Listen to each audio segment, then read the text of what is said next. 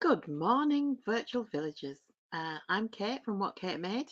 Welcome along to this last session of the year for me. Nice Christmassy one. We're going to be making little peg doll angels. I'm just going to see if I can get your comments up live. Yes, I can. So if you're out there, say hello, give me a wave, tell me where you are, tell me what the weather's like. It's awful here. So without much further ado, I'll show you what we're going to make today. So these are my little peg doll angels. I have lots and lots of these because I've done several workshops with them. Angels or fairies, it's entirely up to you what you call them. If you want them to be a fairy, just don't give them a halo. Now, this is what I would say. Oops, I can never get this right. Is your traditional fairy. She's got a nice fluffy skirt. She's got wings and a halo. And these two are ones that are less traditional, but just done in different fabrics. Now, this one is the colourway I'm going to show you today, simply because my dining room tree, in my little tree in my dining room, is a white one, and all the baubles are turquoise and silver. So I'm going to make one like this morning. So I'll put them to one side. I'm going to show you what you'll need. So first of all, you'll need some fabric. You'll need a proper sort of thick sort of proper fabric. Now this is nice. This is sari fabric. Um, it's got a lovely edging on it, which I can use for the skirts. But the main body of it also has little bits on it as well. And that's just the colour I need. So I'm going to use that today. For the overskirt, which is usually a sort of translucent fabric, either a net or a voile, I've got this nice pale blue voile. So I'm going to use that as well. Both of these have the advantage of already having a hem sewn on. So that saves you a little bit of time. I'm going to use some white lace ribbon for the bodice. I've got this white satiny cord, which I'm going to use for her hair. Silver pipe cleaners, which are going to be her wings and her halo. She has one. Matching threads. I've got sort of a dark turquoise and light turquoise there. A pink pen and a black pen, which have both got fine tips. That's just for drawing the face on. I have to be very careful when I draw faces. I'm not good at it. I can make them end up looking a bit sinister. And last but not least, your peg.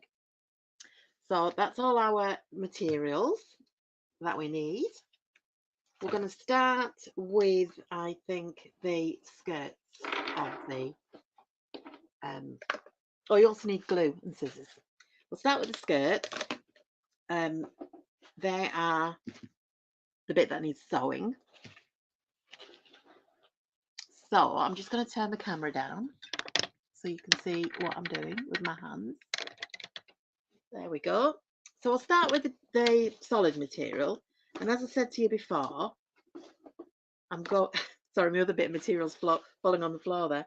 I'm going to use the nice gold bit for the skirt.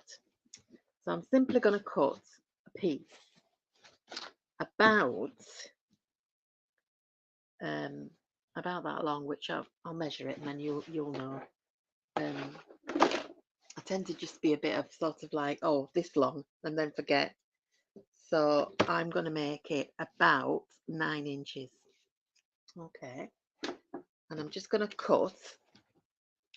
I'm going to take my peg doll and just measure where it is her waist comes. Now, I would say the waist is the top of the divided bit. So it's just at the edge of this, the golden bit. I'm going to cut it a little bit higher, give me plenty of material to work with for my gathers. I'm not going to hem the top of it because it's going to be glued on and covered up. So we're not going to see the top edge where you do your sewing. So it doesn't really matter about the raw edge. So there's my piece of sari fabric. I'll just pop that to one side now. I say pop it to one side, I mean drop it on the floor. Now, the skirt bit, wants to be the same length but slightly shorter, so that it sits over the top of the sari, but you can still see the sari underneath. So I'm going to just place that.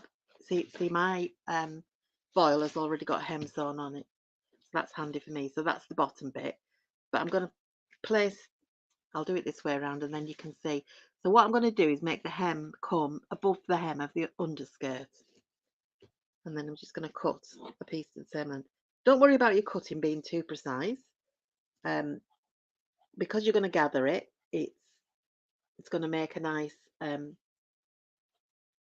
roughly sort of ruffled up finish, so you don't have to worry too much about being precise. Now the next job to do, which I always find is easiest because I end up putting them the wrong way around, is draw your face on, so you know which is the front of your peg doll. Now the way I draw faces, I'm just going to do it and then I'll show you it, because I do 2 little half circles, semicircles for closed eyes with the black pen, and then I put a little flick to just, you know, when you're doing your eyeliner. And that's all I do for the eyes, because I can't draw eyes, can't draw anything. And then I just put a little smile with the pink.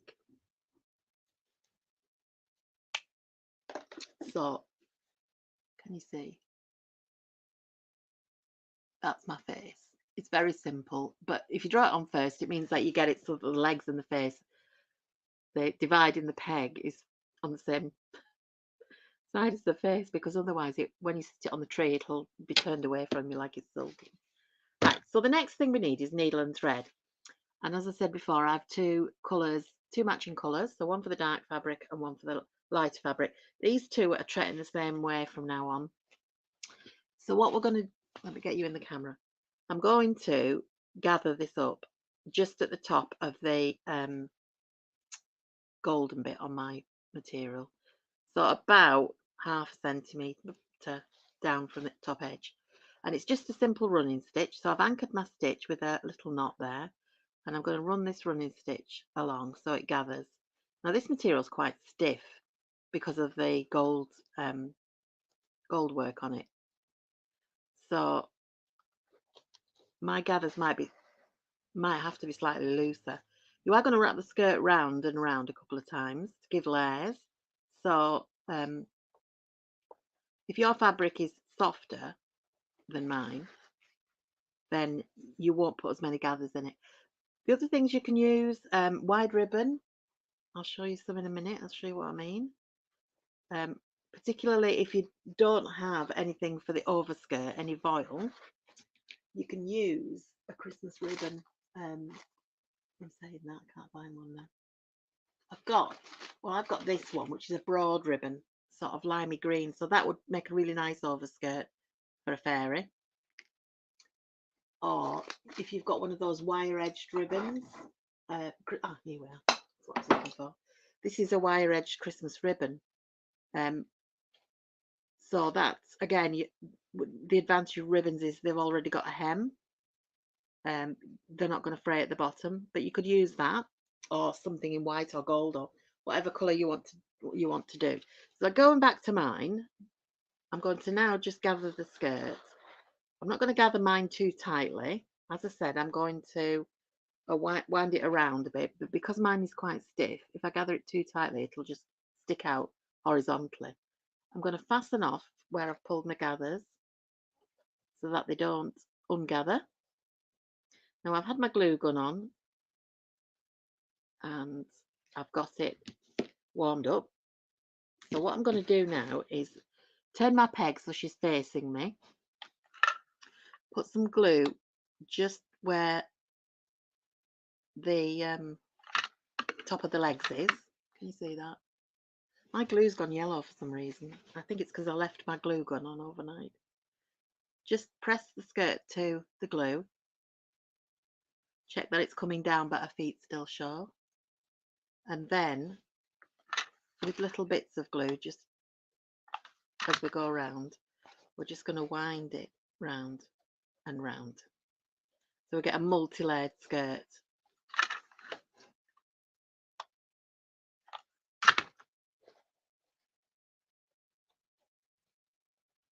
I might have made it a bit long, a bit too much fabric, but never mind, we'll keep going.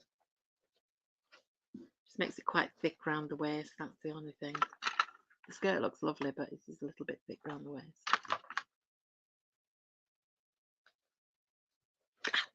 Always burn myself. So it's that simple, making the skirt. Just gonna press that glue in.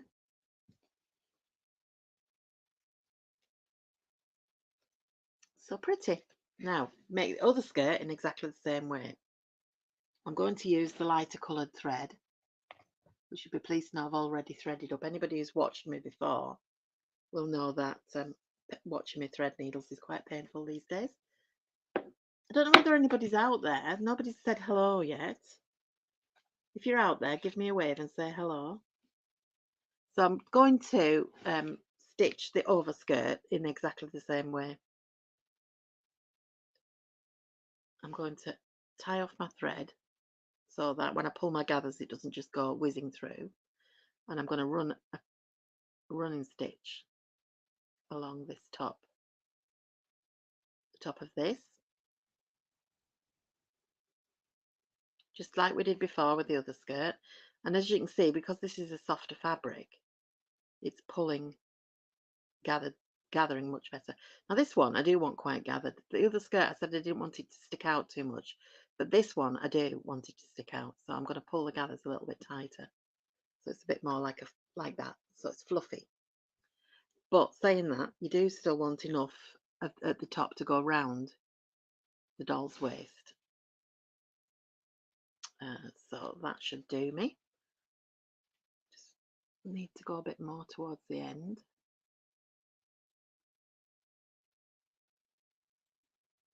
And then I will just anchor that off again, just by going over and over a couple of times. As I say, with gluing it, it's going to hold it together, but you just don't want your gathers to ungather before you get it stuck down. So that's that skirt done. And then again, get our doll face up, and I'm going to put a dot of glue on the front.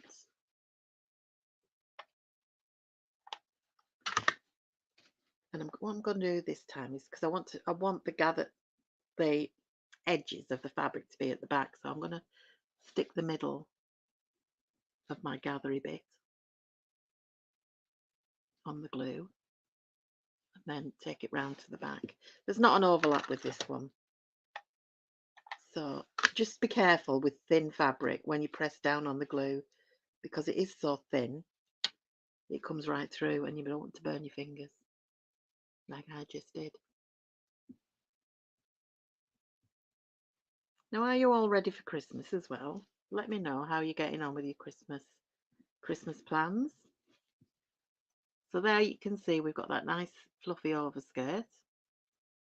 Now these top bits, obviously we want to hide them, and we use whatever we've decided to use for the bodice, which was, I said we were going to use this nice lacy ribbon that will help us cover up all those edges. So with your bodice, I don't know where that's come from, I'm going to glue just right round from the back and back round to the back, like that. Can you see that? So I'm going to cut that off there when I know it's the right length.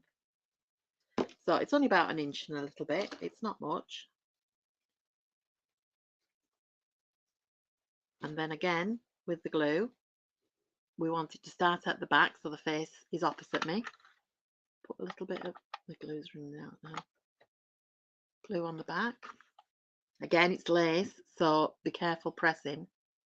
The glue will come through. Press that on the back and then pull it round tightly and meet again at the other side. Now, it's very simple, this. It's not hugely, you're not going to end up with a designer looking angel, but they are nice. Now I'm just gonna, what I'm gonna do is, because my skirt is coming apart a little bit at the back, I'm just gonna do a little bit of a stitch and catch the fabric, just run a little seam down it. You don't normally have to, but it has, I think I pulled my gathers a bit tight and it's got a bit fluffy, so I just want these two bits to meet. And as it's the back, we don't worry too much about our stitches showing. So I'm just doing it as a running stitch, and then I might just anchor it to the skirt. It's a little bit fluffy, mine. There we go. It will, if you give it a bit of squeeze, it'll behave itself eventually. So there you can see we've got the basis of the dress done, with our fluffy overskirt and our lovely sari fabric underskirt and our little lacy top. Right, so the next thing we're moving on to is the wings and the halo. In fact, no, we'll do the hair first, just because once you get the wings on, it can be a bit difficult with the hair. As I said to you before, I'm using this nice cord. I've had this quite a while, but it makes a really nice, what we're aiming to get is like a top knot. So what we're going to do is coil it around and around like that, and glue it on as we go. So what I'm going to do is just do it, coil it round and round.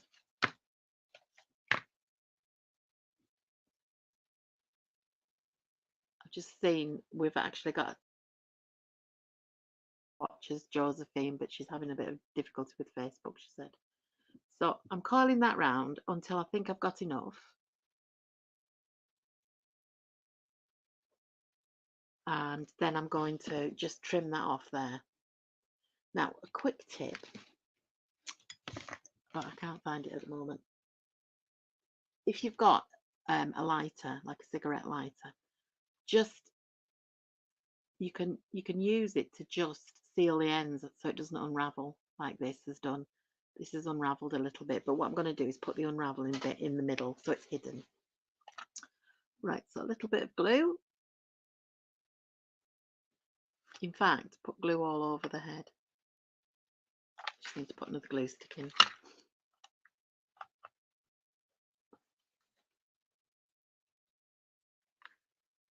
Careful not to get it on the face. You can always scrape it off after, but what we want is our cord.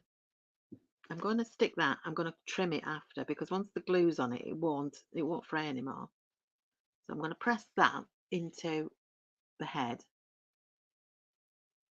Then I'm going to take the cord around, I don't know if you can see that, around in a spiral.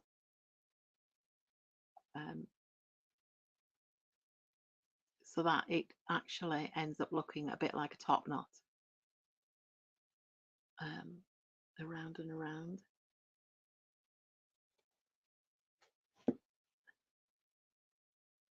That needs a bit more glue in there.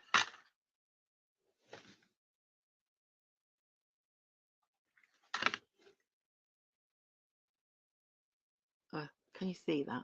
It's quite difficult to see at the moment, but you want to tuck the end in as well. Now, I'll show you close up in a minute. I'll put a little bit more along the back. And twist that bit round.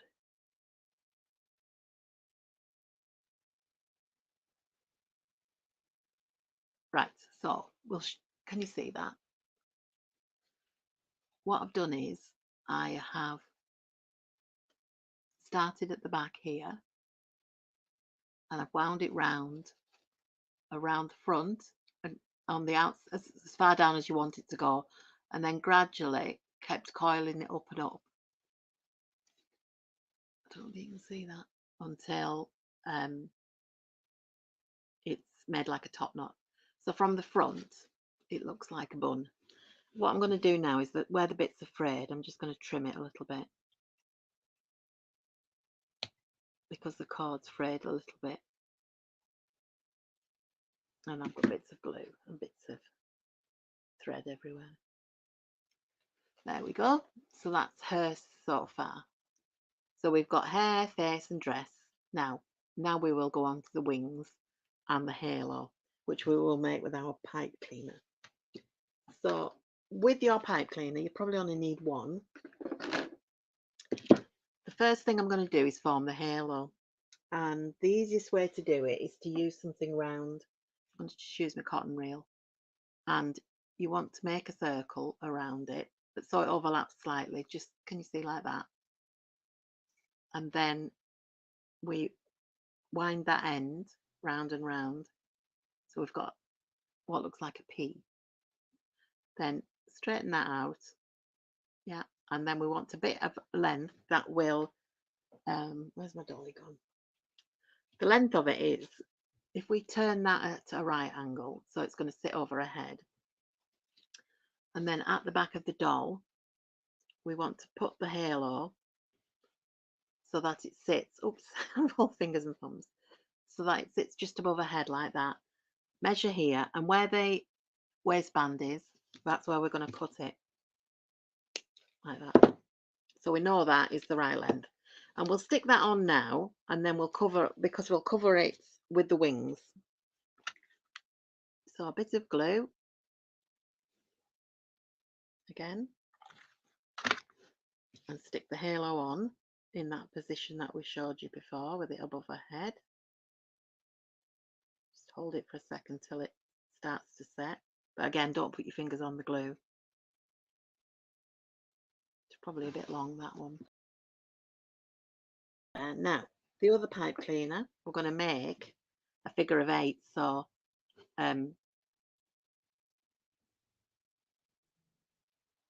keep losing your feed. Don't know whether that's a problem on the other end. What we're going to do is fold it so it makes a loop like that, and just check the length of the wings. So that would be about right. And then we're going to make a figure of 8 by putting the end over like that. So one end there, give it a twist. Then with the other end, make the other loop of the figure of 8 the same size. So just do it by eye, I think that's about right. Then wind that bit around, the longer bit, so that secures your two ends together. And then just snip that off.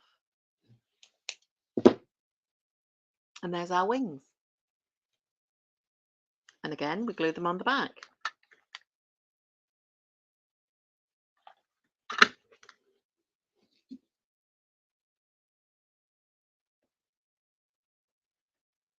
So now you can, if you want, put arms on them. I tend not to, unless you want, if you're doing an angel and you want it to have praying hands. This one's got hands on it. And basically all you do is, I mean, we wouldn't use the silver, but what we would do is just, before we stick the wings on, you'd just cut in it enough, so you'd sort of bend it round like that, and think, yes, that's what length I want my arms, and then nip it off. In fact, we'll put arms on this one. And then to make praying hands, you just turn it up at a right angle, like that, and join them together. Might be a bit long though, because she looks a bit like a praying mantis. I'll just nip them off.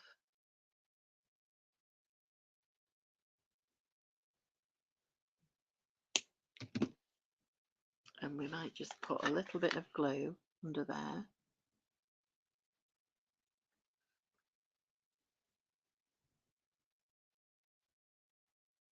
Just to hold them in place.